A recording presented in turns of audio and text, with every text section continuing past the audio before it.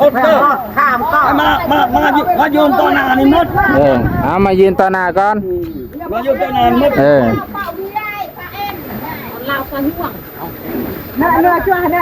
เที่ยวชามาเข้ามาเลยโอ้ลูกหลานเลยมาแต่เมืองมาว่าปีคำทองเพื่อทางปากเช่พระเจ้ามาขับมาพูดมาเบิดให้พวกเจ้ามาขับมาพูดลานเลยเมื่อแล้วนะนี่เองมันยืนออกใช่กูวันนี้กูอยากจะไปถึงเจ็ดหัวห้าหางก็ให้ถูนี่เจียมานี่วันนี้กูอยากสาใจพี่นั่งที่หัวห้าเก้าก็ให้ถูนี่เจียเมื่อนี่วันนี้กูอยากสาใจพี่ตรงลงดูดงกว้างก็ให้ถูนี่เจียมานี่วันนี้กูอยากสาใจพี่ตั้งตัวที่กวงงงห้างเขาโน่นแต่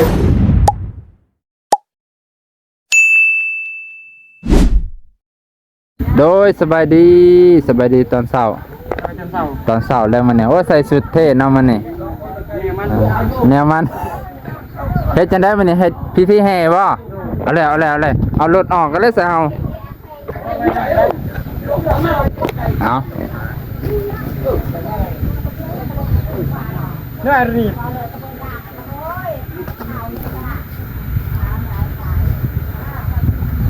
แห่ฮอดเดือนเก่าบ่บ่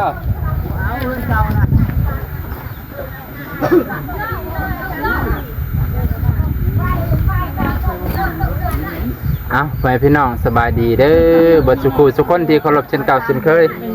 มื้อนี้ยินดีต้อนรับเข้าสู่ช่องบ่าวนงไปพี่น้องเป็นพิธีขึ้นบ้านใหม่ของน้องแดงน้องแตงพี่น้องญาติพี่น้องเพิ่นกำลังเอากำลังจะเฮ็ดพิธีเวียนไปพี่น้องก่อนอื่นบ่าวนงก็ฝากไว้พี่น้องไปกดติดตามช่องบ่าวนงเนี่ยพี่น้องช่องหนึ่งก็คือช่องบ่าวนงใบบุญจะได้กะบ่าวนงขอรบกวนพี่น้องลูกป่าทุกคนจักคิดจักใจเนาะเพื่อเป็นกำลังใจให้บ่าวนงนี่แหละเป็นช่องบ่าวนงช่องเก่าให้พี่น้องจะได้กลับเข้าสู่เป็นสายบุญนั่นแหละให้พี่น้องจะได้กลับไปเบิ่งบรรยากาศน้ำกันพี่น้องลุงป่าเพิ่นกำลังจะเวียนเทียนลุงป่าเพิ่นกำลังจะเวียนทักขินาพี่น้องเพื่อเป็นสิริมงคลว่าสั่นแท้เนาะเนาะพี่น้องไปเบิ่งบรรยากาศน้ำกันว่าผู้ใดไหนมาเพื่อนน้องแดงน้องแตงบรรยากาศตอนนี้กับฟ้าต่อ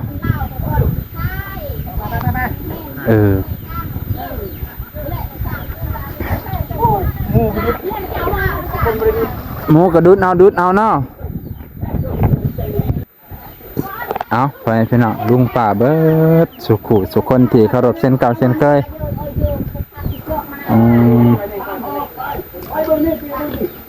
เห็นยังหลานแน่สุดแล้วเสือกเบิดแล้วบ้านี่บ่หอด3 ห่อซ้ำผู้เฒ่าผู้แก่บ้านี่ผู้เฒ่าผู้แก่ผู้เฒ่าผู้แก่เพิ่นพี่น้องดิโดยเวียน3 หอบเด้อนับดีๆเด้อสบายดีโดยสบายดีเอ้ยโดยสบายดีฮักกะมาบ่โดยฮักกะมาฮอดบาตัวสบายดีเด้อบ่าวจอยเด้อสบายดีอ้ายโดยไปเวียนเทียนน้ำเพิ่นเวียนเทียนพอดาวเวียนเทียนเลยบอกผิดเลยไปพี่น้องตัวนี่แหละบ่าวน้องเคยติเวียนเทียนมาพอไปนี่ก็บอกจุดกันไปเวียนเทียนตัวเวียนอีหยังเลยผมว่าเวียนเทียนเนาะบ่าวน้องนี่แหละเคยจะอยู่วัดหลายไม่แต่ว่าเวียนเทียนโอ้ย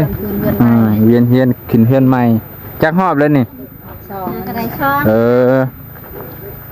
สิได้รอบสุดท้ายนะวันนี้เนาะ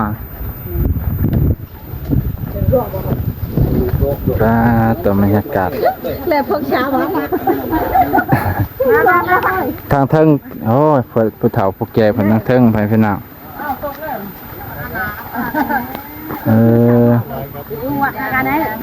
เจออันนั้นเลยเขาจะคืนทาง จักหอบได้แล้วจักหอบละ จักหอมแล้วเอ้า ท้องบ่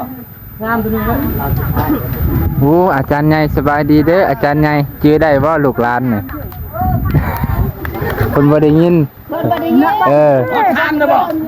จื้อได้ ฮอดทาน ครบแล้ว โยนผู้นี้เด้อค่อยๆข้ามก่อนจะพาฮอดเด้อข้ามก่อนมาโยนต่อหน้านี่หมด เอามายืนต่อหน้าก่อน มาโยนต่อหน้าหมด เออ น่าเนื้อชัวร์เนี่ย มาเข้ามาเลยโอ้ลูกหลานเลยมาแต่เมืองมาว่าปีคำทองเพื่อทางปากเช่พวกเจ้ามาขับมาพูด มาเบิด เป็นให้พวกเจ้ามาขับมาพูดลูกหลานเนี่ยแล้วมันเมื่อยแล้วนะนี่เองมันยืนออกใช่โง่ ได้อยู่ ใช่โง่ ได้อยู่ ใช่โง่ขึ้นเลยหดคู่คนเลย ไปเลยจานนัดขนาดท้องมันนัดแล้วเนี่ย เอาคือให้แล้วบัดนี้ ถึงเจ้าป่ะเนี่ยมันยาน ยันน้ำบ่นี่สิเตี้ยจะไปทำคูณเด้อซาเลย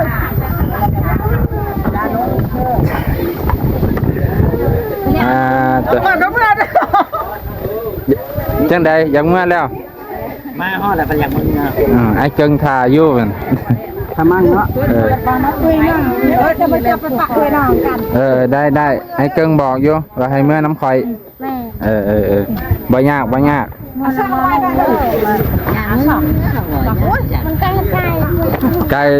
จะไหน จอยเมื่อแล้วเหลือ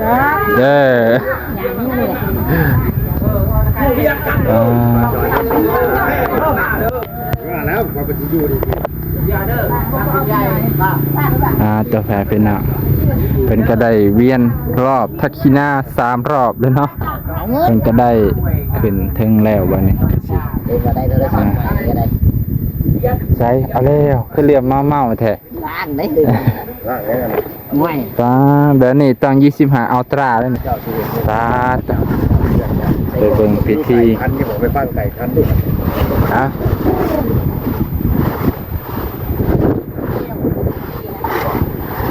เอาเชิญบาจอย5-6 นาทีนึงเนาะ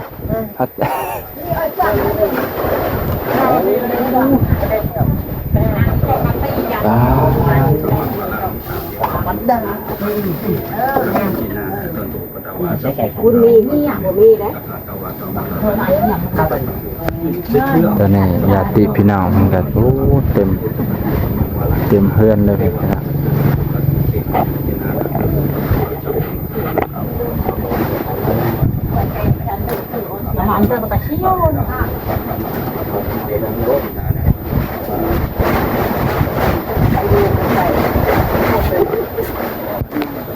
nào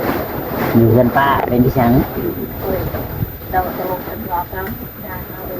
เดี๋ยวกระลัดเนื้อบ้าเหรอมาเอาเลยจะรอtên là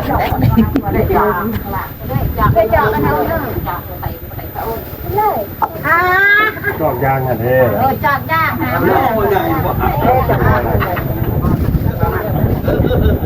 อยู่ทางไหนบ้านเนี่ย อย่าหันหน้ามาพี่ เป็นรางชาตายเขาประหารสักแต่ไหนของดูนะโมตัสสะภะคะวะโตอะระหะโตสัมมาสัมพุทธัสสะนะโมตัสสะภะคะวะโตอะระหะโตสัมมาสัมพุทธัสสะพุทธัสกำจัดมณีธัมโมธัมมักกำจัดมณีสังโฆสังฆกำจัดมณีพุทโธโยลังพุทธังโยนาพุทธาโยกลางพระบางโยเก่าพระเจ้าอยู่หัวพุทโธพุทธัสกำจัดมณีธัมโมธัมมักกำจัดมณีสีนามทนหนโอนออกไป อาจารย์เตะให้ด้วยอาจารย์ วันนี้กูจะตัดให้ถึงเด็ดหัว5 หางก็ให้ถูนี่เจียมานี่วันนี้กูจะตัดใส่พี่นั่งที่หัว5 เก่าก็ให้ถูนี่เจีย เมื่อนี่วันนี้ผู้อยากสาใจพี่ตรงดงดูดงกว้างขอให้สู่นี้เสียมานี่วันนี้ผู้อยากสาใจพี่ตั้งตัวที่กวงงองทั้งเขาโนอยู่ใต้ท้องจูโกเลยจงร้องทนไปลองแล้วบอกตอนไว้ต้มละคมผีขอให้สู่นี้เสียมานี่วันนี้ผู้อยากสาใจพี่ปู่และพี่ยาพี่ตาและพี่นายพี่พายและพี่ปอกพอกหน่อยแล้วกอบดวงขอให้สู่นี้เสียมานี่วันนี้มื้อนี้เป็นมื้อวัดแขกที่แสดงเรื่องสิ่งปากที่ทำอะไรที่เป็นความคือขอที่จิบจำความที่หมาขอให้สู่นี้เสียเมื่อนี่วันนี้คือหุงลงเป็นน้ำที่สิบเลยน้ำต่อมาฝ่าป่าเต้าเอื้อนงูลงขึ้นหลังหัวคอห่อนงูหน่อยครับหล่นกับนี่ตั้งขอให้สู่สาน้ำสู่สาผมโบวาน้ำจงสากูอยากสาดใส่ต้นไม้กูเกิดเป็นลำเผาลำต้านกูอยากสาดใส่เท้าออกหายผัดญาติโลกากูอยากสาดใส่เจ้าพญาโกได้นางเขนแก้วกูอยากสาดใส่นางสาวและผู้บ่าวก็ผู้ดีหัวมีแง่มกูอยากสาดใส่ช่างกับเป็นช่างดีมานีวันกูอยากสาดใส่ควายกับเป็นควายโดละปีเก้าแก้วกูอยากสาดใส่งัวกับเป็นงัวอุชุปะกูอยากสาดใส่ม้ากับเป็นม้าพ้นทั้งหมดพุทธามหาพุทธาเชิญเจ้าลงมาส่งจึงน้ำพุทธาปีเจ็ดมาเอ็ดนั่นผู้ปีแต่ปีเชิญเจ้าลงมาเพิ่นใจหวานกันนาผู้แก่กุศะเพิ่นใจยากันกำผู้แก่กุศะเพิ่นใจหนวดนางนี่ผู้แก่กุศะเพิ่นใจผู้แก่กุศะเพิ่นใจหกพี่ได้ผู้แก่กุศะเป็นของเรื่องพญาท่ายผู้แก่กุศะพญาท่ายขึ้นกับตัวผู้แก่กุศะนอนกลางคืนอันไรพันหลากผู้แก่กุศะไก่กับตายำแรงผู้แก่กุศะนึกเข่าเป็นเลือดผู้แก่ผู้ตาเปลี่ยนหน่อยตกใจกลางเมืองผู้แก่ผู้ตาจักระมหาตาตะกูอยากสาดใส่พี่บ้าโกหากูอยากสาดใส่ฟ้าใส่เราเป็นมาตีโลอันตีน้ำจอมโปยเท่าเก้าขอซ้ำยับชิ้นตัวให้กูแก่กูปัดใหญ่ชิ้นตัวบ้งกูแก่กูปัดลงชิ้นตัวงูเห่ากูแก่กูปัดมึงกินเหล้านอนกูแก่กูปัดมึงกินไข่เทือนกูแก่กูปัดมึงกินเงินพี่ตายกูแก่กูปัดเปิดใจอะไรรักบ้ากูปัดนี่เสียพี่ขี้ข้ามผาเจ้ามานอนเว้นกูปัดนี่เสียพี่เป็นนอนดังนอนไก่กูปัดนี่เสียพี่ตัวใหญ่ดังต่อปัดนี่เสียพี่จอกอภูเขาชูเทียมกูปัดนี่เสียผีผัวเมียสู้ห้างกูปัดนี่เสียขอพลังงานมาเข่าติ้งหัวปัดนี่เสียขอต้นขอโต้ขอปีขอเดือนขอมือขอวันขอย่ำปัดนี่เสียตีนี่สังเหตุรัตตะว่าเขียเสาหายเนี่ยหายสู่นี่ไปทางตะเว้นตกนอนคนเก่าการนำเข่าเขียวปีแล้วมาให้ตาพี่แตกตั้งเหตุเมื่อดีเมื่อนาให้ลูกหลานอยู่ในเรือนหลังนี่สวัสดีหุ่นลูกสวหายะมาอุ๊มาอันนากับมาบัดนากับป้ายบาเดนะครับหันหลังมาคืนหันหลังมาเด้อมาดอกใหญ่คุณพ่อคุณแม่คุณครูบาอาจารย์คุณพระพุทธเจ้าคุณพระธรรมเจ้าคุณพระสังฆเจ้าคุณพระรัตนตรัยแก้วช่างประการเทวบุตรเทวดาพญาอินทร์พญาพรหมพญายมราชและนางนอนธรณีที่ทุกคนหาจงปกปักรักษาเรื่องงามคำถูกแก่ลูกแก่หลานที่อยู่ในเรือนหลังนี้แต่นี้ต่อไปขอให้ลูกให้หลานอยู่ในเรือนหลังนี้ให้เป็นพวกของเมียเพียงหัวแก้วเมียทิพย์หัวเงียบเมียแก้วเลี้ยงลูกยิ่งให้ได้เลี้ยงง่ายๆเด้อลูกหลานเด้อเลี้ยงลูกชายให้ได้ผู้ประเสริฐมาเกิดรวมท้องผู้เจ้าเด้อลูกหลานเด้อแต่นี่ต่อไปผู้เจ้าลงจะเถื่อนให้ได้ขี่สางงาผอกออกจากบ้านให้ได้ขี่สางงานิ่นเที่ยวไปเล่นให้ได้ขึ้นรถเก่งเล่งไปตามบ้านน้อยและเมืองใหญ่ให้ประสบคนผู้ใหญ่คนอุปถัมภ์คำสู้แก่พวกเจ้าพุทธุให้เป็นเงินทำมงให้เป็นทองทั้งคู่ให้เป็นเข่าของอะไรมาถีมาแก้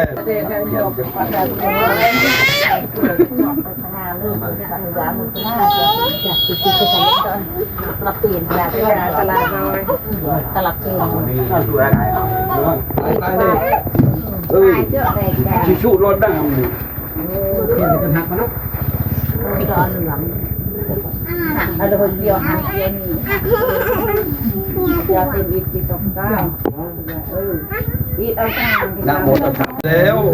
โหดลูกหลานเลยค่อยขาโกเมนน้ำมันนี้แล้วโหดทางมาเลยงัวคุ้ยโกเมนน้ำมันนี้แล้วโหดไอ้นาบนน้ำสังเต้าไปวางเรือเนี่ยโหดเสาเลื่อนเสาทางเราเจอเราโหดเราเลยที่ไพ่ไหลลาดแต่ก่อนขึ้นคูนหายรุ่นหน้าแล้วเลื่อนเป็นของอันพยศโหดโตแล้วเลยขึ้นมาดังเก่าเป็นเอาเราตรงที่เมื่อน้ำเดินเปลี่ยนแปลงไปพองเหมือนดังพระอาทิตย์สองใส่งามตามเดิมดาพุ่นสีบัญญัติวาชิชิ พุทธกังนำสังแก้วเมืองบนคนฝังหลายถือเชื้อผู้เมื่อแล้วเลยเขามาหาคาโลคาคังแต่วันนี้เมื่อนาขอให้ลูกให้หลานที่อยู่ในเฮือนหลังนี้สวัสดีวะโดวะตันโยวัดวะฮาโลธรรมะวะตันสวัสดีโยที่แท้ พ่อแม่พี่น้องเพิ่นเมื่อยนกแล้ว เอ๊ะนี่สัจจังอุตตะ เพิ่นว่านกโดนหลายเมื่อยแล้วลอยแขน มันได้บุญคุณนะเดิมเพื่อนได้ไหม คือเก่าแหละ เดิมคุณกับอย่างนั้นเหรอ ก่อนนะแม่นี่เรา เก็บบ่บัด ชนมันทำไมบุญคุณมัดบ่มัดคอยว่าชิจับคอยว่าชิจับ กระจับกับไปจับ ที่สำที่ทั้งเลยชื่อ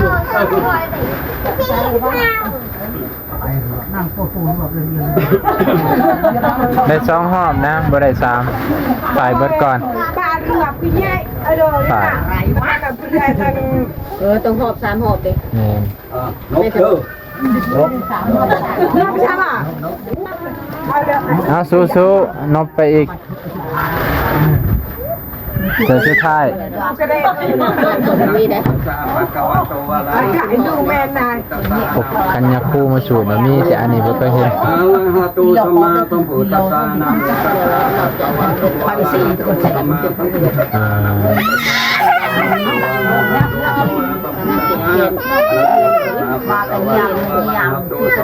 เจอในเมืองสุดหลายบ่เห็น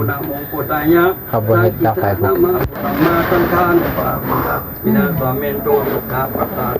สุขาจันตุกะตาจันตุกะวตุสัพเพปิปามิโนตาวะตาจามิสัมปตังปุญญสัมปตังสัพเพเทวาอนุโมทันตุสัพพสัมปติจิตตินังตาดังตัทายาภาวนาเทละตาวตุกัตันตุเทวาตาสัพเพปุตตาปะลาปตาปจิตานัจจายัมปะลังอลาหัตตาเตนะขันตุปิตัปปะโยยันโตโคตินามุเตสักกายาดังนั้นจิวัตโนอิวังตะวังวิสังโหยไสยาตุไสยามันตะเลนัตตาลาภุเตเจภะกะโต ขอให้พี่น้องตอนนี้ก็ทานหมออาจารย์เพิ่นกำลังสูตรแก้เคราะห์สุดเข็นซึ่งกับให้พี่น้องเพิ่นก็ได้มานั่งนบ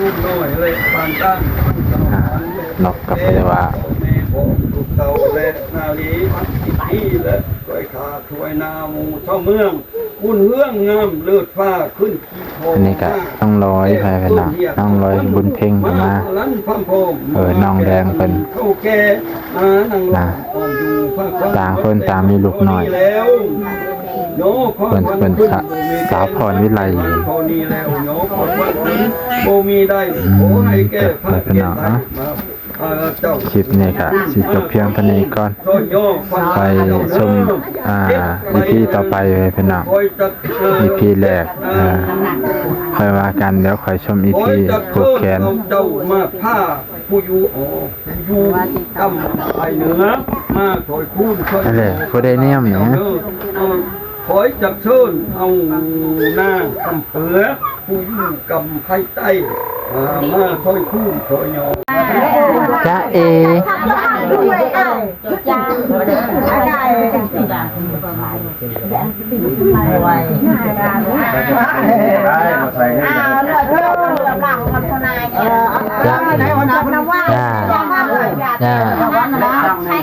อาเป็นจอกนี่นะจะใส่ไม่เป็นเอาเป็นจอกเลย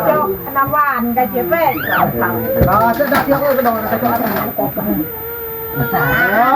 อ่อนพนาหลายๆเด้อให้ดู พัดเลยคือพัดใหญ่ให้เขาบอกตอนนี้ก็ได้ผูกแขนบ่าวลาวให้พี่น้อง แบบพนาให้มันใช่เพนการ กำลังเข้าสู่พิธีผูกแขนเด้อให้พี่น้องผูกแขนไอ้ลาวเพิ่น ให้ได้คนไข่ให้นี่ให้มันให้ยืนให้อยู่ลูกเป็นลานที่เก่าเนี่ยเลยชักอาจจะเต็มเก่า อย่าลูกกบอย่า ยาคนนา ได้ยินแต่ว่าสัตว์บ่แม่นหยังเด้อไปพี่น้องสัตว์ก็คือผูกแขนนั่นเป็นภาษาชนเผ่าไปพี่น้อง หันไปพูด สัตว์นี่คือผูกป่ะนะผูกบ่แม่นสัตว์ตามว่าสิ่งครับไปพี่น้อง อย่ามั่งอย่าเร็วง่าย อยากฝากในตะโบ